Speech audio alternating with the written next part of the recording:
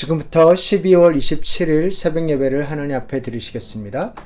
필요 충분 요건이란 제목으로 우리 갈라디아서 2장 16절 말씀을 함께 보겠습니다. 그러나 사람이 율법을 행하는 행위로 의롭게 되는 것이 아니라 예수 그리스도를 믿는 믿음으로 의롭게 되는 것임을 알고 우리도 그리스도 예수를 믿은 것입니다. 그것은 우리가 율법을 행하는 행위로가 아니라 그리스도를 믿는 믿음으로 의롭다고 하심을 받고자 했던 것입니다. 율법을 행하는 행위로는 아무도 의롭게 될 수 없기 때문입니다. 필요, 충분, 조건, 그런 말 있잖아요. 필요 조건, 충분 조건, 그리고 필요, 충분 조건. 수학에서도 배우고 뭐 논리를 할 때도 배우고, 예를 들어 필요 조건은 어떤 거냐면요. 이것은 꼭 있어야 되는 거. 여자 대학교에 가려면 여자일 필요가 있죠. 그런 것처럼 그런 거. 충분 조건은 이것만 있으면 충분하다 해서 내리는 비가 있으면 길이 젖기에 충분하다. 그런데 이 길이 젖는 것은 비로도 충분할 수도 있지만 비 말고 다른 거로도 충분할 수 있죠. 그런 게 충분 요건이죠. 조금 뉘앙스가 필요 조건이랑 조금 다르죠. 근데 필요 충분 요건은 서로가 이렇게 결속되어 있는 겁니다. 그래서 정사각형은 네 변의 길이가 똑같고 네 각도가 모두 90도다. 그게 이제 정사각형이죠. 그거는 곧 그것의 데피니션과도 같은데 갑자기 왜 이러한 수학 이야기 아니면 그런 이야기를 하냐 하면은 갈라디아서는 뭐를 이야기하냐면요. 예수님만으로 충분하다 라는 주장을 하는 책이 갈라디아서 책입니다.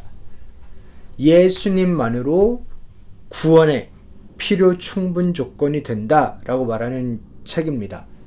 그리고 이 갈라디아서가 있었던 배경을 이해하면 조금 더 이 주장이 힘을 받는데요. 원래는 바울이 하나님의 복음을 갈라디아 교인들에게 너무나 잘 가르쳐줬죠.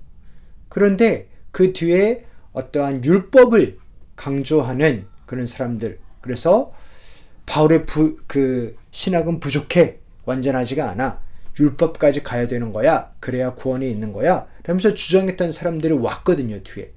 그래가지고 갈라디아 교인들이 진짜 헷갈렸어요. 뭐가 맞는 거야?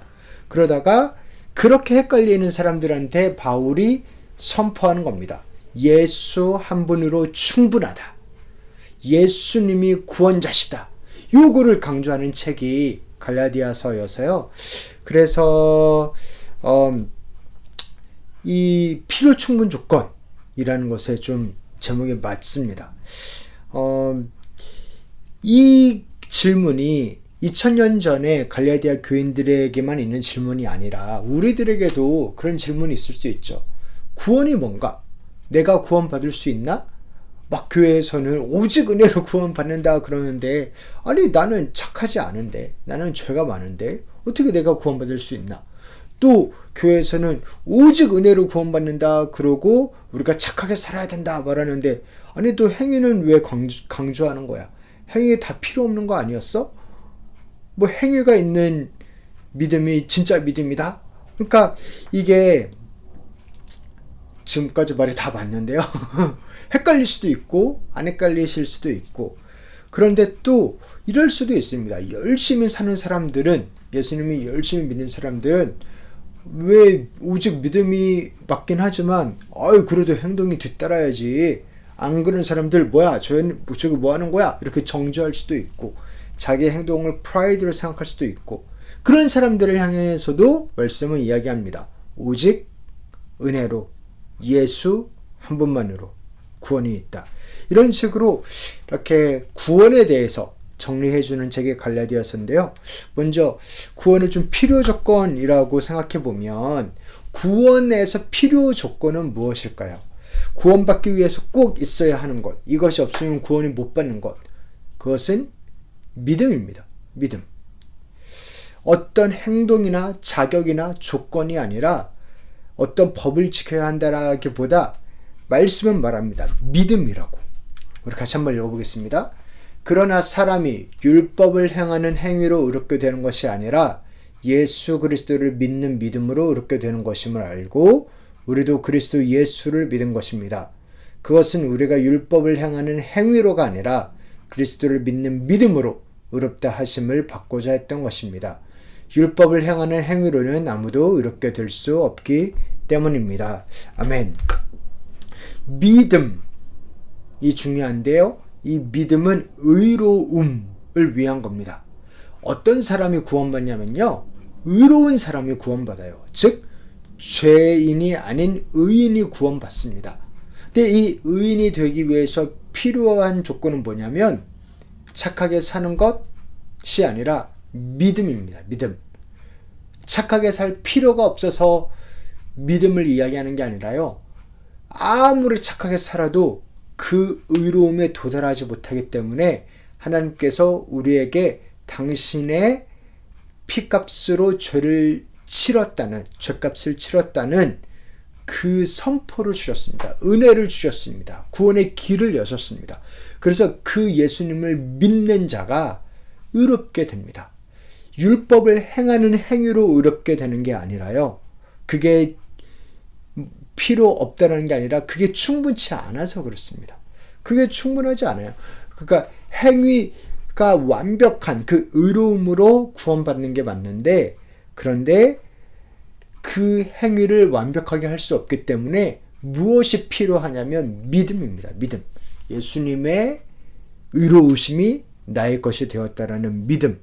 그래서 내 행동이 완벽하지는 않더라도 의롭다고 인정받을 수 있다라는 믿음. 어떻게 해요? 예수님께서 내 죄를 위해서 다 죽으셨고 씻으셨다라는 것을 믿는 것. 하나님이 살아계시고 나를 사랑하신다라는 것을 믿는 것. 그래서 하나님 앞에서 새로운 사람이 되어야겠다라는 믿음. 이 믿음이 구원의 필요 조건입니다. 죄인을 의인으로 바꾸는 필요 조건입니다. 이 믿음이 없으면 구원이 있을 수 없습니다. 믿음이 참된 믿음일 필요는 있는데요. 그러니까 즉 하나님과의 풍성한 관계로 들어가고 하나님을 존중하고 그렇기 때문에 하나님 앞에서 내 죄를 회개하고 하나님을 더 알고 싶어 하고 사랑하고 하나님의 아들 딸로 살고 싶어하는 그 믿음, 행동이 있는 믿음이라고 표현할 수는 있겠지만 분명한 건 믿음입니다. 믿음이 필요합니다. 그렇다면 충분 조건, 구원받기에 충분한 조건은 무엇일까요? 이것만 있으면 당연히 구원이다 라고 하는 것은 무엇일까요? 바로 예수 그리스도입니다. 나는 그리스도와 함께 십자가에 못 박혔습니다. 이제 살고 있는 것은 내가 아닙니다. 그리스도께서 내 안에 살고 계십니다. 내가 지금 육신 안에서 살고 있는 삶은 나를 사랑하셔서 나를 위하여 자기 몸을 내어주신 하나님의 아들을 믿는 믿음 안에서 살아가는 것입니다. 그렇기 때문에 예수님 안에 있으면 구원받습니다. 충분합니다. 예수님이 구원 못 받으실까요? 예수님 구원 못 받았을까요? 아니거든요. 예수님 구원 받으셨거든요. 그러니까 예수님 안에 있으면 충분합니다. 즉 예수님으로 충분합니다. 예수님의 십자가는 우리의 죄를 씻기에 충분합니다. 우리의 어떤 추가적인 행위가 필요한 것이 아닙니다. 그래서 예수님께서 십자가에서 영원히 단번에 죄를 해결하셨기 때문에 추가적인 무엇이 필요하지 않은 것입니다. 온 세상을 창조하신 생명의 왕께서 죽기까지 하시면서 이루신 성취하신 이것이기 때문에 예수님의 십자가와 부활로 구원이 충분합니다. 예수 이름으로 충분하고 예수 보혈의 능력이 있습니다. 그래서 예수님은 우리를 구원하기 위해서 어떠한 누군가의 도움이 필요하지 않습니다. 우리의 어떤 도움이 필요하지 않습니다. 예수님으로 충분합니다. 우리의 어떤 성취나 행위가 추가로 필요한 것이 아닙니다. 우리가 예수 안에 있다라고 한다면, 예수가 우리 안에 생명으로 계시다라고 한다면 그게 구원인 것입니다. 그래서 예수님의 생명이 우리를 책임지십니다. 충분합니다. 그러면 필요 충분 조건은 뭐냐? 구원에서 필요 충분한 것, 꼭 필요할 뿐만 아니라 그거 하나만 있으면 충분한 거, 그게 뭐냐? 바로 예수입니다. 네, 이것도 예수입니다. 네, 예수 그리스도를 구주로 영접한 사람은 구원을 받지요. 예수님을 믿는다라는 것은 예수님의 구원을 받았다라는 것입니다. 그래서 예수님께 능력과 구원이 있기 때문에 그렇습니다. 예수님을 믿는다라는 것은 그 예수님께 속한 것이기 때문입니다. 그래서 충분 조건이나 필요 조건이나 필요 충분 조건이나 다 사실 비슷해요. 예수님을 믿는 것. 네, 그거면 됩니다. 여기에 행위가 들어갈 자리는 없습니다. 행위는 예수 그리스도의 행위가 있는 것이죠. 나의 행위가 아니라. 그런데 여기에서 조금 더 또 논의가 있는 게 있는데요. 학자들 사이에서는 이 갈라디아서 2장 16절, 20절 등을 그리스도의 믿음에 관해서 그리스도 믿음에 관해서 조금 여러 가지 논의가 있었어요. 우리가 그리스도를 믿는 믿음으로 구원을 받는 것이냐, 아니면 그리스도의 믿음으로 구원을 받는 것이냐. 아니 왜 이런 토론이 나왔냐고 하냐면 갈라디아서 2장 16절이나 2장 20절에서 조금 중복되어 보이는 표현이 있기 때문입니다. 그러나 사람의 율법을 행하는 행위로 의롭게 되는 것이 아니라 예수 그리스도를 믿는 믿음, 예수 그리스도를 믿는 믿음을 이야기했죠. 그런데 그걸 의롭게 되는 것을 알고 우리도 예수 그리스도를 믿는 것, 그러니까 예수 그리스도를 믿는 믿음과 예수 그리스도를 믿는 것을 두 번 이야기를 합니다. 이게 물론 강조하기 위해서 두 번 이야기할 수 있죠. 분명히 그렇습니다. 그런데 이 뒤에 2장 20절에서도 그렇게 맥락이 예수 그리스도를 믿는 믿음을 굳이 두 번을 쓰는 게 조금 어색해 보이기도 하고, 그러면서 전통적인 해석은 이랬습니다. 예수 그리스도를 믿는 믿음, 우리가 예수님을 믿는 믿음으로 말미암아 구원을 받는다 라고 이야기를 했는데, 요즘에 어떤 학자들은 이것을 예수 그리스도의 믿음이라고 해석을 할 수 있지 않느냐라고 주장하고 있습니다. 이게 헬라어로는 똑같아요. 그게 둘 다 그렇게 해석이 가능합니다. 그리스도 믿음이 있기 때문에 그리스도를 믿음으로 표현할 수도 있고 그리스도의 믿음으로 표현할 수도 있고, 그래서 생각해 보면 내가 예수 그리스도를 믿는 믿음으로 구원받는다라고 한다면, 물론 여기서 강조하는 믿음은 행위의 반대에 있는 하나님의 선물인 그 믿음을 이야기하기 때문에 믿음이 선물이다, 하나님의 은혜다 라고 표현하는데 부족함은 없으나, 그러나 또 어떻게 보면은 내가 열심히 믿어서 구원받는다 이렇게 좀 행위처럼 보일 수도 있잖아요. 그리고 구원의 여정을 보면은 또 그렇습니다. 아브라함이 구원받은 이유는 당연히 하나님을 믿어서가 맞는데요. 근데 믿음의 조상 아브라함이 맞는데, 또 우리가 창세기를 읽다 보면 아브라함이 그다지 믿음이 있지 않거든요. 나중에 이삭을 바칠 때는 좀 믿음이 있어 보이긴 하지만 그 전에는 막 아내를 2번이나 이렇게 팔아먹고, 네, 그 행동을 보면 그다지 막 믿음으로 충분하다라고 말하기에는 조금 부족하거든요. 그러니까 아브라함의 믿음이라기보다 아브라함의 이야기에서 계속 성경이 보여주는 것은 하나님의 신실하심이죠. 하나님의 약속에 대한 신실하심으로 아브라함의 믿음이 자라났죠.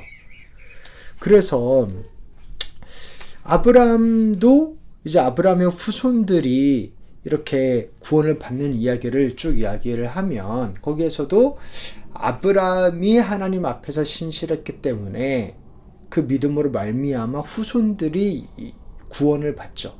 마찬가지로 우리도 예수 그리스도께서 하나님 아버지께 신실하셨기 때문에, 그렇기 때문에 그 예수 그리스도의 믿음으로 말미암아 우리가 그 구원을 받는 것 또한 맞습니다. 그래서 이게 아냐 어냐 비슷해 보이기도 하고 조금 따지고 들어가면 달라 보이기도 하고 그런데요. 사실 그게 영향이, 그러니까 조화가 이루어질 수 있습니다. 이게 둘이 굳이 싸울 게 아니라 구원의, 아까도 그랬잖아요. 구원의 필요 조건이나 믿음, 충분 조건이나 예수, 필요 충분 조건이나 예수는 믿는 것, 다 사실 이렇게 인터와인, 서로 이렇게 얽히고 설켜 있거든요. 그게 다 다른 말이 아니거든요. 그래서 이거를 어떻게 이해할 수 있냐면 이렇게 이해할 수 있습니다. 그리스 로마 시대 때 이런 제도가 있었어요. 후견인, 누군가를 후견해 주는 거예요. 그러면은 그 후원을 받는 피후원인이 있습니다. 그래서 피후원인은 그 후원을 받으면서 이 후원인이 후원해 주는 사람이 열심히 재물도 책임져 주고 생계도 책임져 주고 앞으로의 삶도 책임져 주고 그러죠. 그 은혜와 사랑과 지원과 모든 것을 받는 겁니다. 이게 피후견인이 받는 거죠. 그런데 후원인과 피후견인 사이에 둘이 직접 이렇게 관계가 있을 수도 있지만 대부분은 중개인이 있기도 합니다. 중개인, 중간에서 역할을 하는 자가 있는 거죠. 이 개념을 들어가면 조금 더 쉬워집니다. 하나님께서 우리를 100% 후원하시지요. 그런데 그 후원을 하는데 하나님은 구원의 은혜를 베푸는 후견인이고 예수님은 누구냐면 하나님이 주시는 그 구원의 은혜를 십자가에 죽기까지 신실하게 그 은혜를 감당함으로써 그 아버지의 뜻을 감당함으로써 그 구원의 효력을 성취시키고 피후견인에다가 그것을 갖다주는 중간 역할을 예수님이라고 볼 수 있는 겁니다. 그리고 우리는 그 하나님의 놀라우신 은혜를 받죠. 하나님 아버지의 은혜도 받고 예수 그리스도의 그 약속의 신실하심, 하나님 말씀에 구원 계획에 신실하셨던 그 예수님의 신실하심의 그 은혜도 받아서 우리가 피후견인으로서 은혜를 받죠. 그런 면에서 아까 말한 갈라디아서 2장도 이렇게 좀 해석하면 좀 자연스럽습니다. 그러나 사람의 율법을 행하는 행위로 이렇게 되는 것이 아니라 예수 그리스도의 믿음으로 그 신실하심으로 이렇게 되는 것임을 알고 우리도 그리스도 예수를 믿는 것입니다. 주격, 앞에 거는 주격으로, 뒤에 거는 소유격으로, 목적격으로 이렇게 해석하면 그것도 참 자연스럽죠. 그래서 결론은 뭐냐면요. 사랑하는 성도 여러분, 아침부터 이렇게 여기저기 이렇게 갔는데요. 결론은 예수 그리스도의 은혜로 충분하다입니다. 예수 그리스도를 믿는 믿음으로도 충분할 뿐만 아니라 예수 그리스도가 그 약속에 신실하셨기 때문에 그 예수 그리스도로 충분합니다. 하나님께서 그 구원을 이루실 것입니다. 그래서 예수님이 필요 조건이자 충분 조건이자 필요 충분 조건이자 예수님으로 충분합니다. 그래서 그 하나님의 은혜를 누리시기를, 그 하나님의 은혜 가운데서 자유하시기를, 그 하나님의 은혜와 사랑과 이루실 그 하나님의 그 소망 때문에 우리도 오늘 가운데 위로를 얻고 소망을 얻으시기를 다시 한번 주님 이름으로 축원합니다. 이제는 우리 주 예수 그리스도의 은혜와 하나님 아버지의 사랑과 성령님의 교통하심이 하나님을 믿고 하나님을 찬양하며 예수 그리스도의 신실하심에 다시 한번 하루를 기대며 감사하며 나아가는 우리 교회 성령님들 한 분 한 분 가운데 이제부터 영원토록 함께 있을지어다. 아멘.